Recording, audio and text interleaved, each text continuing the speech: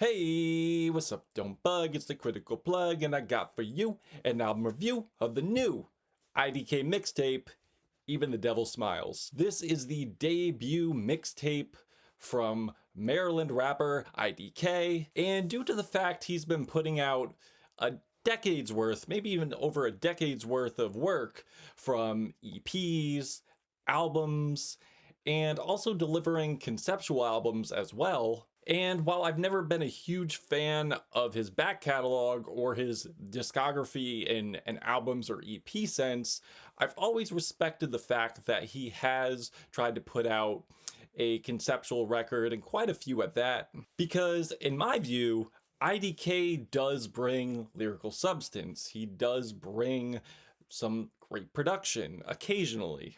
However, the cohesion has been kind of hit or miss for me. Sometimes delivering a very loose grasp of artistic identity, because he does seem to pull a lot, and I mean a lot, from his contemporaries, a lot from his influences, and really just wear them on his sleeve and not really add too much to create a dichotomy, not really too much to differentiate himself from the artists he's pulling from.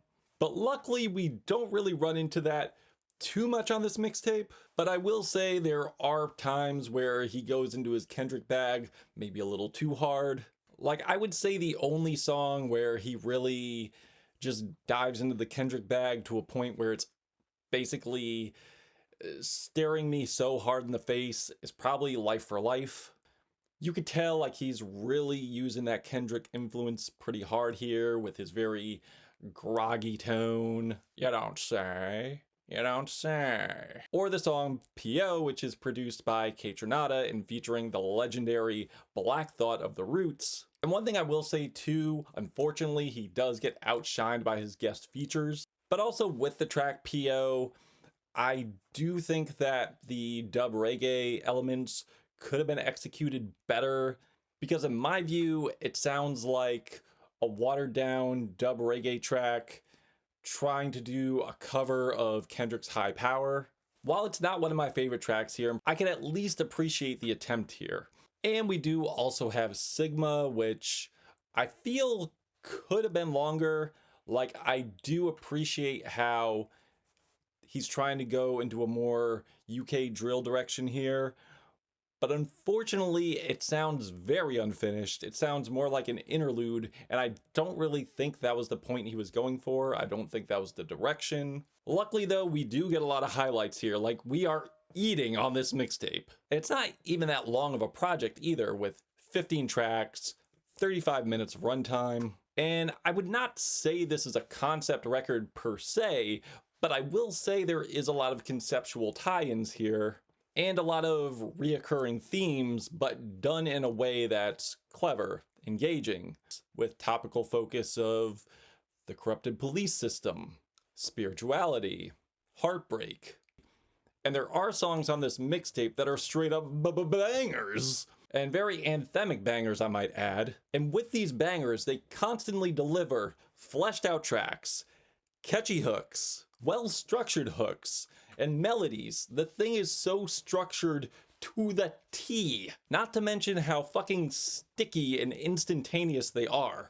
I also gotta mention how the songs here are so well structured, have so much depth in such little time. It's like we're really averting away, we're drifting away from the instrumental detours that have been on his previous LPs. And with this being a mixtape, you could really tell that he grew up in the G-Unit era. And while I'll admit the Who Kid era of the Shady Records G-Unit collab wasn't exactly my thing, but I will say though, this doesn't sound like he's trying to make a G-Unit mixtape. It doesn't sound like he's trying to make an Eminem record.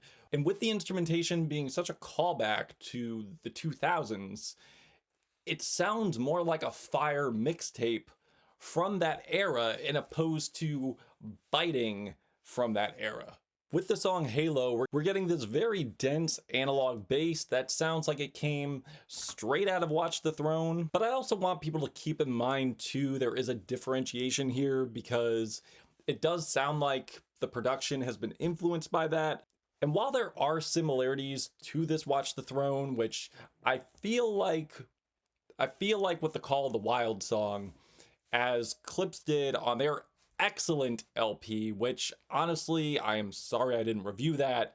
I'm an idiot, but I've listened to it numerous times, and when I'm doing my decade list, the Clips are going to be a contender for sure.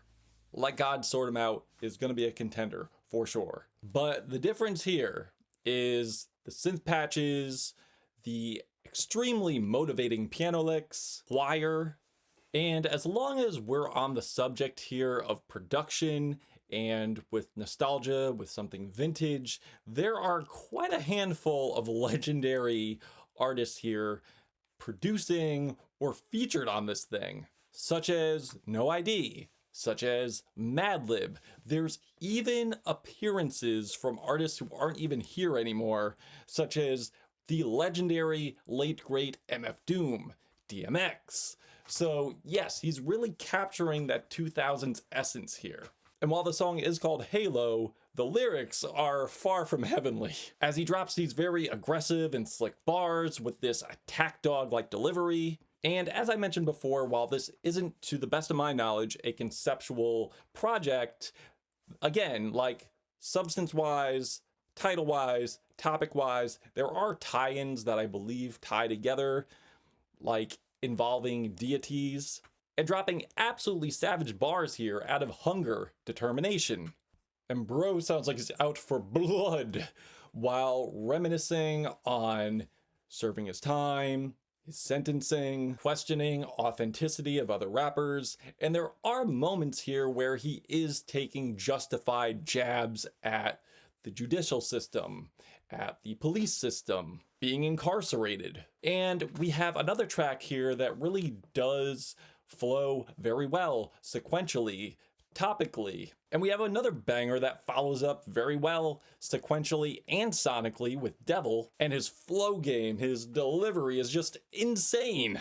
It's so speedy, it's elastic, he's growling on this thing. Like, dude really sounds like he has a chip on his shoulder, and with everything he said here, there is much validation to that. And also, not only lyrically, but also paying homage to Eminem, 50 Cent.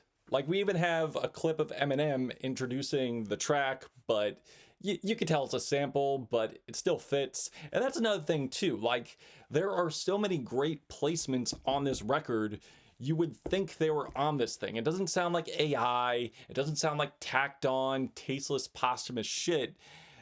It's very much in respect to the artist, to the genre, to the culture. But the thing that creates a difference here is how it doesn't sound like something Eminem or 50 would rap on. It sounds like something from the Backpack era. Like, it sounds like something that Talib would be on or Jay would collab on. But it got like the kids chorus, what do I say, what do I do? Thumping bass, Caribbean electric style pianos on this thing with the loops. And mind blower, it's produced by fucking Madlib, as I mentioned before. And we get so much variety and styles on the track Clover, which is what you would get if you got Cypress Hill, Tribe Called Quest, Beastie Boys, and Wu-Tang Clan collabing on one track and making the biggest banger slash cipher. It has the griminess, it has that appeal, but also has club appeal too, with a futuristic touch of Kanye and Pharrell, as IDK delivers one hilarious hyperbolic bar after the next. And one thing about this album too, there is so much balance. And there are nocturnal sonic qualities to it that, again, come off futuristic, but it doesn't throw off the griminess of this record. It doesn't throw off the raw aesthetic of this record. And as I alluded to earlier, IDK throws a justified middle finger to the police system, to police brutality on the track C.O.P. But simultaneously though, it's very confessional. It's definitely anger aimed in the correct direction, calling out police brutality with so many genius references and quotables to Eminem from the 8 Mile era.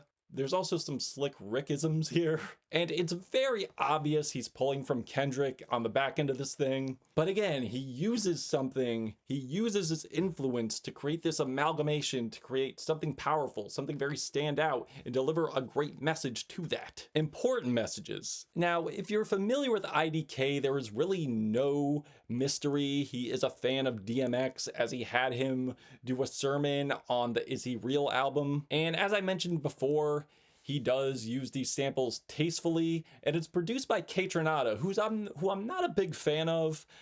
I've never really been a huge Kaytranada fan in terms of his catalog, his discography, his albums, but he pulls this off very well, where DMX is in this thing, and the ad-libs, what IDK's saying, it works so well in tandem here. Like, I literally felt like he was still with us. And the production, with the momentum of the drums, the almost metal-like guitars. And again, you have the late great metal-faced villain on this thing, MF Doom, with very murky but dreamlike production, with these on and off, I believe to be sax samples, and these strings that develop and eventually color the back end of the track. And again, with the mixing, it's not only to put him on this record, it's not only to put him on this thing to pay homage, but there's also the back and forth chemistry between these two, which is insane because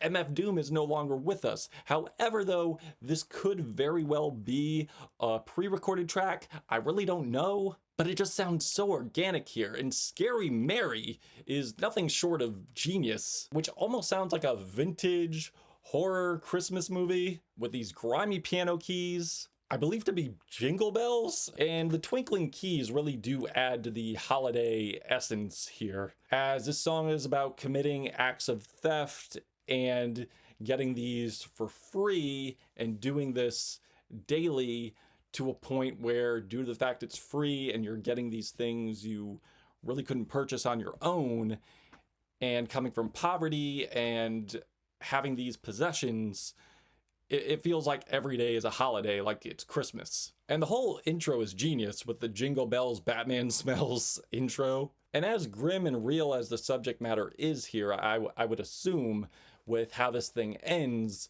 it's delivered in a very playful but menacing way. And the beat switch is fantastic. And everything mentioned on this track, from the references, the sequencing, like, it's just so symbolic, so fantastically put together. And as I mentioned before, the sequencing should not go unnoticed, as the following track is called Cell Block Freestyle, with songs with beatboxing and harmony. So it really does capture the freestyle essence here. It's like he's just improved so massively, leaps and bounds, which becomes very apparent on the very heartbreaking and poetic Misogynistical. That definitely sounds like a better version of Tyler the Creator's Wershar. That definitely sounds like a better version of Tyler the Creator's Willshare. And I do love that album, don't get me wrong. Call Me If You Get Lost, great album. But this sounds like a better version of that track. Like the progression of the story, the ascending and developing instrumentation, and overall, the storytelling, how it, again, meshes well with the instrumentation and the cadence, creates something so gut-wrenching, but also something so beautiful at the same time. We also have the track Everyone Knows, and it's funny I mentioned Wu-Tang before, because RZA is actually on this LP as well. And I was honestly shocked to find out Everyone Knows RZA did not produce this track, but it has that nocturnal vintage soul feel, like that martial arts style here. Like, it definitely sounds like something RZA would have produced for Kill Bill or the Afro Samurai soundtrack or show. Like, in a way, it does also kind of remind me too of like a throwback to